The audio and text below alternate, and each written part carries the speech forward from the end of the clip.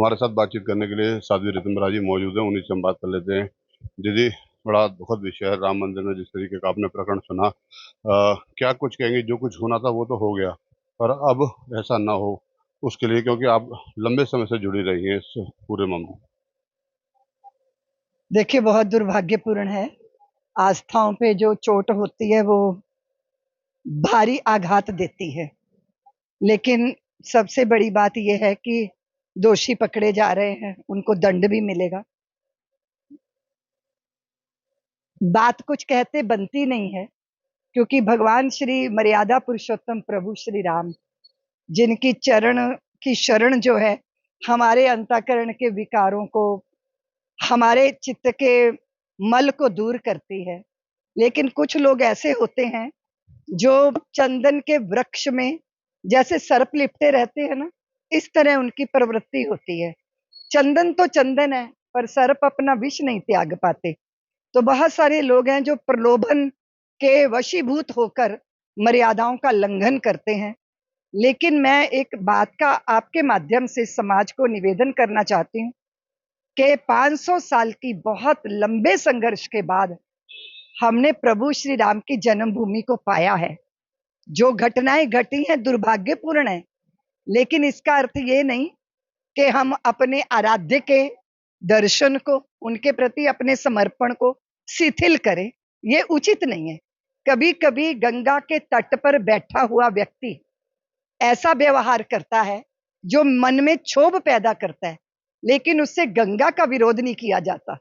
वो तो पावन पवित्र हमें निष्पाप करने के लिए ही है। और दूसरा, पूरे वातावरण को जन्मभूमि के प्रति जो जहरीला बनाने का प्रयास है, ये अनुचित है। ये नहीं होना चाहिए। दंडनियों को दंड मिलना चाहिए, पर वंदनियों का वंदन लगातार होते रहना चाहिए। जो भी हुआ अच्छा नहीं हुआ, लेकिन बहुत बार बहुत कुछ ऐसा होता है जो हो जाता है, वो घटित हो गया तो लग रहा है कि अरे, ऐसा भी कोई कर सकता है। श्रद्धा से अर्पित किया धन, देखिए, गाय के लिए तो गाय के लिए ही उपयोग होना चाहिए, किसी अनाथ बालक के लिए तो अनाथ बालक के लिए ही होना चाहिए। हमारे धर्म के लिए कुछ समर्पण हुआ है तो वो धर्म में ही लगना चाहिए। इसलिए इस तरह लोगों के श्रद्धा के दान पर दृष्टि रखना, ये तो गिद्ध दृष्टि होती है, और ऐसे गिद्धों को दंड मिलना ही चाहिए, और मिल रहा है। लोगों ने सवाल उठाया कि चंपत जी के होते हुए ऐसा नहीं होना चाहिए था, तो चंपत जी की पूरी भूमिका को आप किस तरीके से देखती हैं? देख उन्होंने आज त्यागपत्र भी दे दिया है, तो क्या मानती है पूरी? देखिए, चंपत जी का जो जीवन रहा, लंबे समय तक हम लोगों ने चंपत राय जी को देखा है। मतलब बहुत आश्चर्य होता है, लेकिन उनके ऊपर किसी तरह का कोई आशंका करना हमें तो असहज करता है, क्योंकि इतना लंबा जीवन और इतना समर्पण, इतना उनका व्यक्तित्व ही ऐसा रहा। लेकिन वो बात है ना कि जब आसपास वाले लोग गड़बड़ियां करते हैं, तो उनके प्रति भी तीक्ष्ण दृष्टि तो होनी ही चाहिए। इस सारे प्रसंग से तो यही समझ में आता है। लेकिन कुछ व्यक्तित्व ऐसे होते हैं जिनके बारे में विचार करने में भी असहजता आती है, क्योंकि लंबे काल तक हमने समर्पण देखा है, त्याग देखा है, वो प्रतीक्षा देखी है। तो अब इसके बारे में तो क्या कहा जा सकता है। लेकिन जो हुआ वो तो दुर्भाग्यपूर्ण है। तो कई बार अपने ही पास, अपने ही साथ चलने वाले लोग हमारी पीठ पे छुरा घोंप देते हैं, और हम उनके प्रति मोह से भरे होते हैं, या किसी भी तरह का उनके प्रति विश्वास रहता है। तो जो विश्वास रहता है, और आपको पता है कि विश्वासघात तो वहीं होता है जहां विश्वास होता है।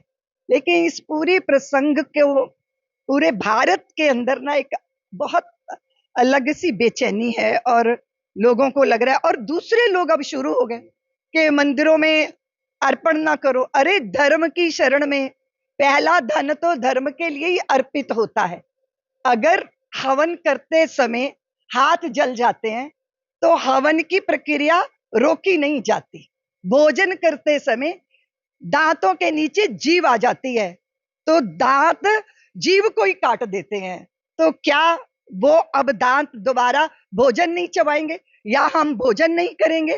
तो इस तरह की दुर्घटनाएं हमें सचेत करती हैं, सजग करती हैं, हताशा भी पैदा करती हैं, लेकिन उससे उभर कर 500 साल के संघर्ष पर दृष्टि रखनी चाहिए।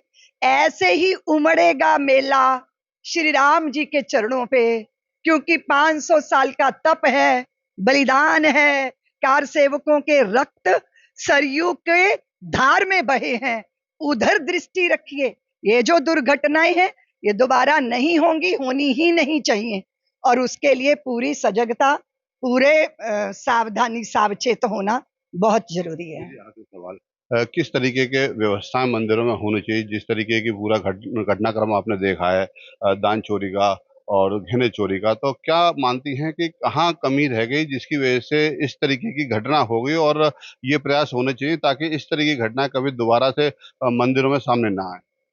देखिए ऐसा होता है ना भैया, अब जैसे हम हमारे को अभी एक कुछ घटनाएं घटी कि लड़की ने अपने प्रेमी के साथ मिलकर अपने होने वाले पति की हुई ऊपर से शिखर से नीचे गिरा दिया, सारे सजग हो गए। अब सबकी सब वो जो सती साध्वियों जैसी लड़कियां भी होंगी, उनको भी संदेह की दृष्टि से देखा जाता है।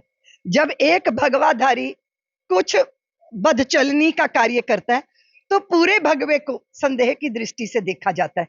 तो इस तरह की घटनाएं संशय पैदा करती हैं।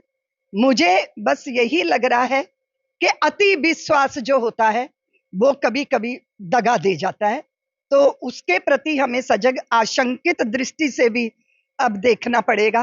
लेकिन है ये बड़ा विचित्र कि आप पूरे समय आशंकाएं पाल रहे हैं, लेकिन पाप करने वाले का दोष होता है, पर पाप करने का अवसर भी नहीं दिया जाना चाहिए, ऐसी व्यवस्था होनी चाहिए।